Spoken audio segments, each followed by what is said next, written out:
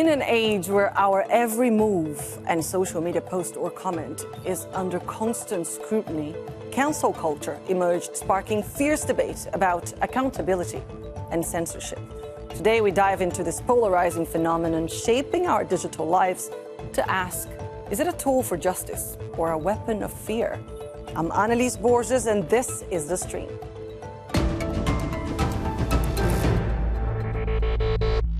Cancel culture doesn't give a about being right.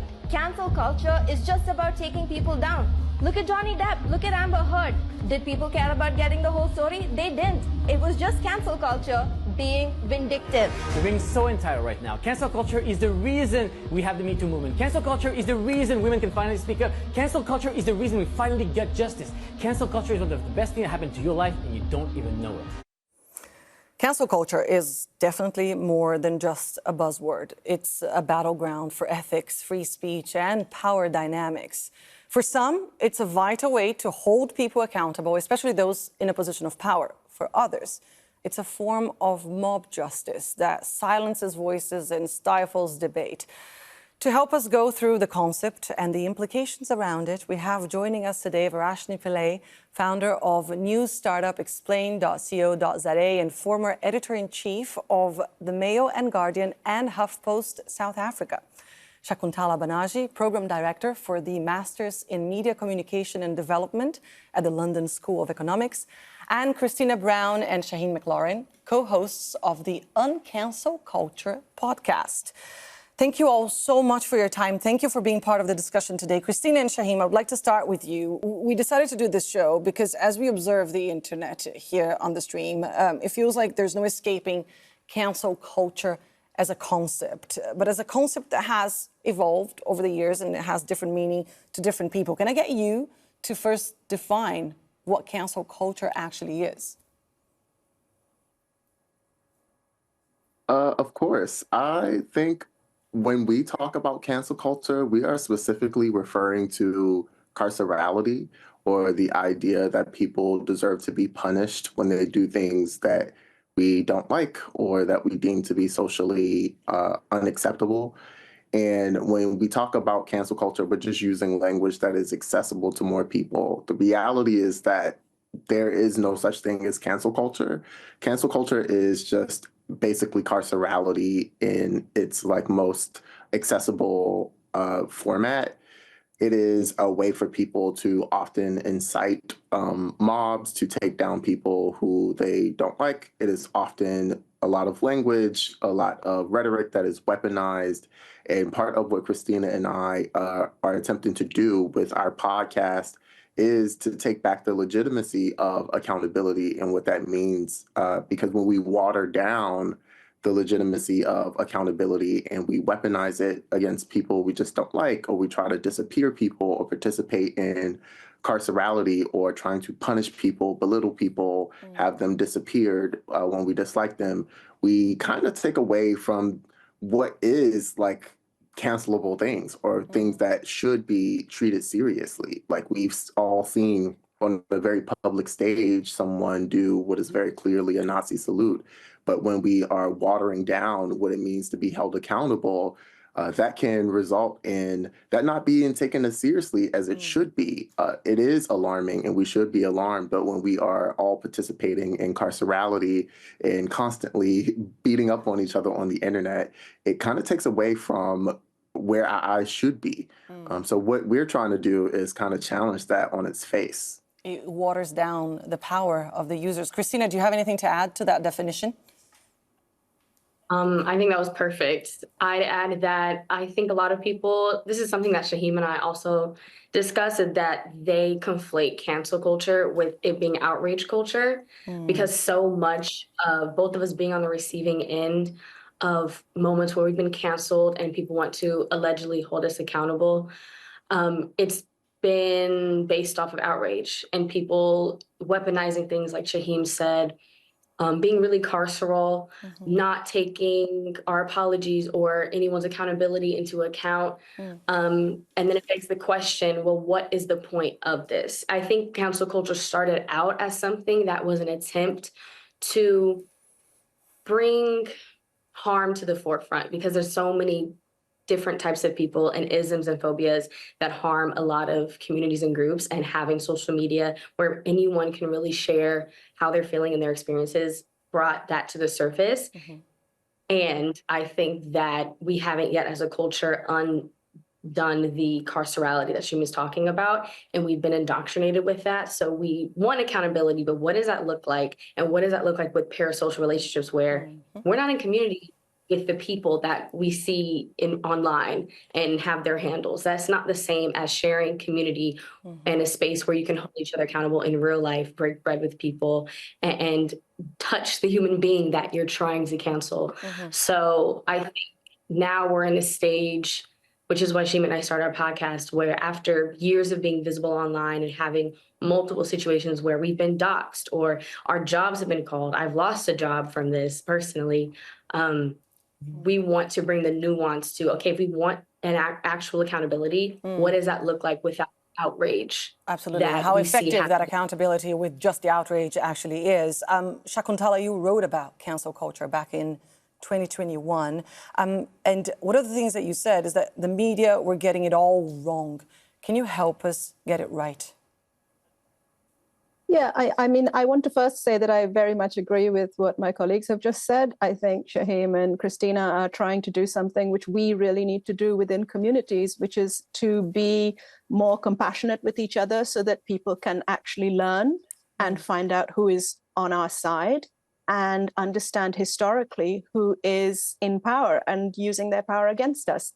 So I have nothing at all to disagree with what has been said. But when I wrote that piece, I was writing at a time when there was a massive backlash against Black Lives Matter. And I think now we see that backlash in government. It's been in government in India since 2014. And I want to put the phrase cancel culture into historical perspective in relation to three things. One of them is violence, actual physical violence against communities, whether that's violence through rape, through pogroms and ethnic cleansing, or violence through bombs and starving people out.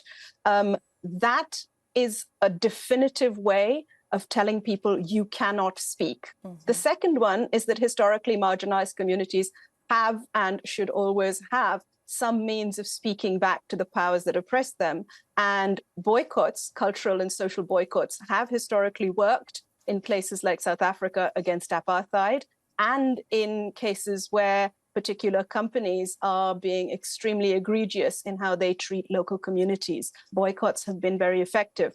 But all these tools, when I said this is a red herring, when I said this is an invention of the media, I meant that all of these tools are being appropriated by the far right, by those in power, to get people fighting each other within communities. That's why I said the media have got it all wrong. It is fascinating, and thank you so much for clarifying that, because it is fascinating to see how that has been used in different ways throughout the last few years, hasn't it? Verashni, I watched your TED Talk where you describe failing very publicly and then making global headlines for it, and then being publicly shamed, which had a devastating effect on your mental health. Would you say you were cancelled? Thank you for the question, Anelise. And I would absolutely say I was cancelled. But what I'm really enjoying about the conversation right now is how my colleagues have framed how the sort of idea of holding power to account has been almost reversed on itself and started being used against people who have traditionally not had much power. So there I was as a young woman of color in this position for the first time with a lot of powerful enemies in kind of traditional spaces. And so when I made a mistake, a lot of people who had beef with me for whatever reason or felt I'd been unjustly given a powerful position jumped into the fray. And very much what my colleague previously said, kind of used the tactics that perhaps originated within community movements to hold the power to account to effectively create a pile on and create a reaction and enormous pressure. The kind of attack that happened on me, which was like a social media attack, was over a 2-day to 3-day period, a very intense period where my employer was, there was a demand that I be fired. And they kept going until I, in fact, was forced out of my job. There was no due process. There was no punishment that was proportional to whatever mistake I had made. Other people had done much worse and had not faced such sanction. So I think what the others are saying, which I agree with, is one, that there's a mob justice element to it. And two, that many of these tactics that might have emerged out of grassroots movements to hold power to account are kind of being used by the powerful instead. And I think, I don't know if you agree with me, but I think we've seen an interesting example of that. And Shahem mentioned briefly, very recently, because all over social media these past few weeks were the political developments in the US, notably some pretty extraordinary moments at the presidential inauguration, like this one. My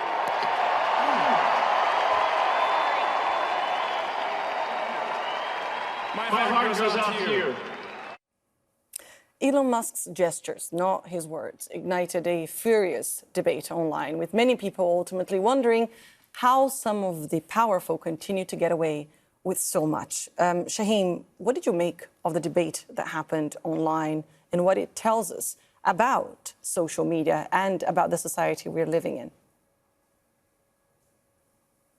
I think that everybody who just spoke did a really amazing job of highlighting exactly how the people in power utilize and manipulate like the masses through like the bastardization of these terms that we have all created to kind of keep each other safe.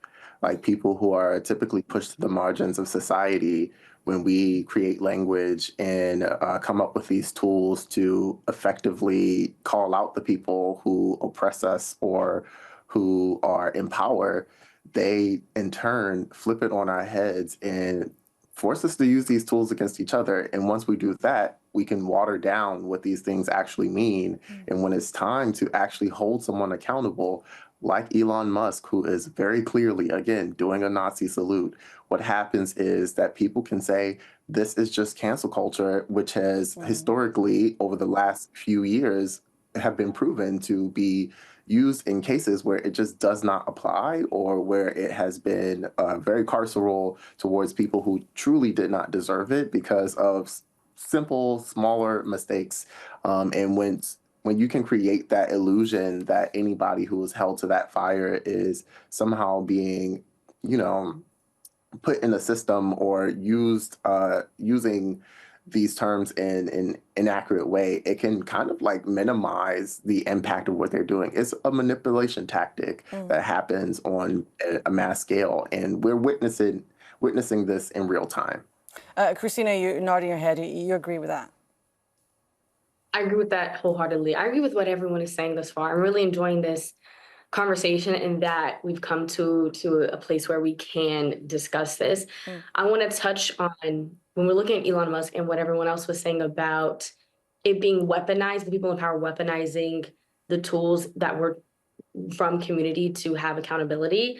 I think it's also depending on the visibility of the person and the identity and the marginalizations that the person that is visible has, because I've had people who shared my marginalizations also attack me. I've seen infighting between people of the same race, of the same sexual orientation, of the same socioeconomic class fighting each other and weaponizing those tools against one another. So I would love to say that it's just only those that have power over me or socioeconomic power over me. Sometimes it's people that look like me and share rooms with me.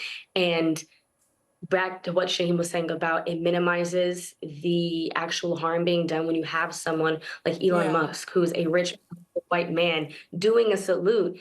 If you had another that is undoubtedly anti-Semitic, we all know the roots of that, which he has denied for the sake of this conversation. Elon Musk has denied doing the salute. But I think one of the things that is also fascinating about this conversation, and I want to put this to Shakuntala, is the idea that perhaps many people are waking up to the fact that social media is potentially not the level playing field that we all think it is, that we don't get the same chances and the same spaces and the same voices. At least we don't count as much as some other people do. Our voices at least don't. I think you're absolutely right. And I think also what Christina said is absolutely right, that within our communities, and I think I'm speaking as someone who's probably one of the oldest people in the room here, long ago, 30 years ago, 40 years ago. I don't think you are, but sorry, go ahead. 40 years ago, when I was part of organizing, there was a lot of what we call polarization, even within left communities, within Black communities. For instance, because I'm in the UK, I'll take the example of who is and who isn't, or who was and who wasn't allowed to call ourselves Black. So we've had a lot of different words and terms. 30 years ago, I was part of Black groups, Black action groups for justice and equality. And now there's been fractures and schisms within that, with different people saying, you're not allowed to call yourself this or that, which has only weakened our communities. So bullying within our own communities always has happened. The thing I would say is that we need to use the right terms for these things. If we choose to use, and I don't doubt you have good reasons for using the word cancel culture, if we choose to use a word which has been weaponized by those in power against us and is being used, for instance, in instances where people speak out on behalf of the Palestinians being massacred, or on behalf of survivors of carceral state in India, in the US, and South Africa, then we are sort of playing their game. It's a difficult line to walk, but I think historically there's no doubt that there's been a hierarchy of hate aimed very much at the most vulnerable, even within marginalized communities, which means that we are often on the receiving end of hate and abuse from outside, and bullying and one-upmanship from within our communities.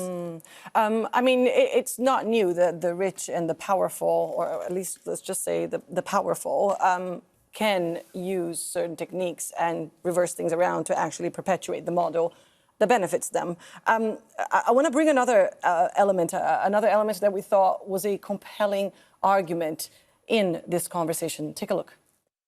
We are not censored or silenced. We are surrounded by and inundated with more speech than has ever existed in the history of communication. And it is all weaponized by professional outrage hunters of all stripes, scouring the globe for graduation speech snippets, offhand comments during promotional tours, out-of-context comedy bits, lame marketing ideas, or any words and phrases they believe they can latch onto to generate monetized clicks. Outrage is the engine of our modern media economy. And sometimes someone loses a job or something else happens like that should never happen.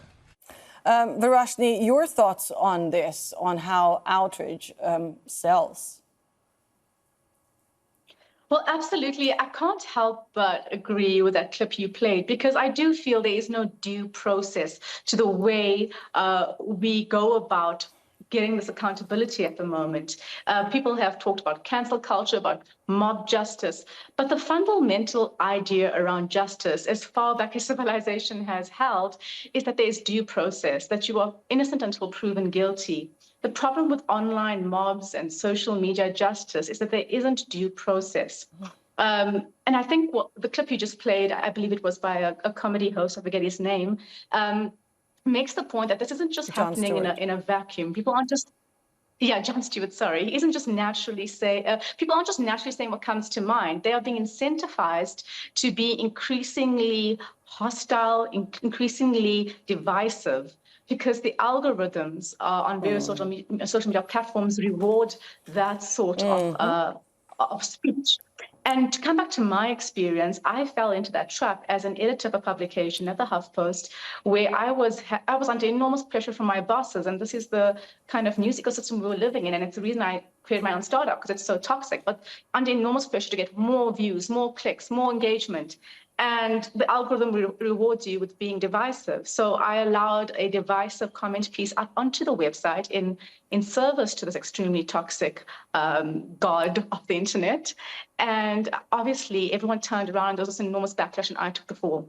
And I was forced out of my job. And it had enormous repercussions for myself, mentally as well as professionally. But the real takeaway there is that the entire information ecosystem, not just on social media, but in journalism, increasingly speaking, and I mean, you at Al Jazeera are probably subjected to this, is that we are under so much pressure to bow to these algorithms which appeal to the lowest common denominator of human nature. negative emotions, it's been proven by many studies of how things have evolved in terms of social media and media. Negative emotions get more reaction and engagement than positive ones. So people are increasingly relying on those kind of statements and takes on hot issues to shock their audience into engaging with them. I cannot tell you how many times I was asked to bring people that disagreed to fight on air so we would go viral. I think conversations like this one we're having are much more constructive. By the way, Christina, I wanted to get your take here going forward. What do you think we can do collectively towards holding ourselves and those in power accountable? Surely we can all do better in this space. I think I'm actually going to take something. I'd watched Verashni, your TED Talk last night, and I really, really enjoyed it. And there was a part where you were speaking about allowing people to make mistakes. And because cancel culture doesn't allow people to make mistakes and actually learn from them, we're doing society a disservice. And moving forward, I don't know what social media or online is prepared to do, but I think my personal reason and what Shahem and I agreed on for why we started the podcast is my way and our way of moving forward was to hold an example and hold a space for what nuance, accountability, grace, understanding, and growth look like. In our first 2 episodes, we both go into our own stories of experiencing cancel culture for the first time and harassment and threats and doxing, similar to what has already been shared, and where we were mentally during that time and in the response of that, and also the lessons we've learned since then. And I just hope to kind of lead by example and have these really open, vulnerable conversations. Some people are ready to hear them and some people aren't. I think we before we even, published a podcast episode, people were trying to cancel the Uncancel Culture podcast. I wish that was a joke because of the conversation we were trying to have and attempting to have. So moving forward, I think if everyone can kind of think of moments where they might have made a mistake or had a misstep or been confused or felt like they had to protect themselves and have grace for themselves in those moments where they've had to learn from it, then the grace can be spread amongst other people into their direct communities and communities online. Perhaps if you angered so many people, it's because you're doing something right with the podcast. So we'll be monitoring that and watching that and listening. Shakuntala, one final word, one final question for you. What would you like to see people take away from our conversation today? What would you like the conclusion of this debate that wasn't really a debate to be? I would definitely like to second what Christina just said and say I would love to have much more calm, graceful conversations with an acceptance of people's ability to make mistakes and to get things wrong. But I also want to draw attention to the different types of cancelling which doesn't get called cancelling. And that's going to be a much more difficult pathway to take. So when someone has their visa withdrawn because they're going to speak about the murder of a group of people in Palestine, that's cancelling in the biggest way. But nobody calls it that. It's censorship. It's all kinds of things. So when someone actually has a bomb dropped on their house because they've been judged guilty of being a terrorist at age 4, that's cancelling. It's murder. It's genocide. And I want to see us talking about those things while extending grace and easy conversations within our communities. I think that's something that we can do, whether we are on the internet or not on the internet, and getting control of some of these companies, breaking up monopolies and preventing the people in power from controlling both mainstream and social media is going to be a big uphill battle for all of us. Absolutely, and we're here for it. Thank you so much for bringing the children of Gaza into this conversation. I cannot thank you enough. Shakuntala, Verashni, Shahem, and Christina, thank you for your time today. Thank you for being part of the stream. And thank you all for tuning in. Stay in touch with us online. You can use the hashtag or the handle AJStream to send us your questions and suggestions. Take care, and I'll see you soon.